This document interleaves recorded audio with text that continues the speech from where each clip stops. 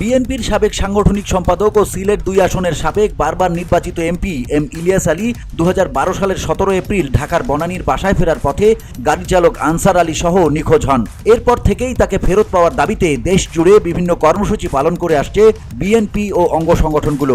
তার গুমের দীর্ঘদিন পর তাকে নিয়ে কথা বলেছেন সাবেক সেনা কর্মকর্তা মেজর অবসরপ্রাপ্ত মিজানুর রহমান। তিনি জানিয়েছেন, শেখ হাসিনার সরাসরি নির্দেশে ইলিয়াস আলীকে হত্যা করা হয়। যুগান্তরে দেয়া এক সাক্ষাৎকারে তিনি কথা জানান। মিজানুর রহমান বলেন, পৃথিবীর কোথাও স্বৈরাচার চিরস্থায়ী হয় না। পৃথিবীর সব জায়গাতে স্বৈরাচার পরাজিত হয়েছে, কিন্তু এক এক দেশে এক এক সময়ে স্বৈরাচারের পরিণতি যেটা হয় এখানেও তাই হয়েছে। এর চেয়ে ভয়াবহ হওয়ার কথা ছিল, কিন্তু সেনাবাহিনীর কারণে হয়নি। কিন্তু এটাকে আমি দোষ দেব না, সেক্ষেত্রে দেশে একটা বিশৃঙ্খলা হতো।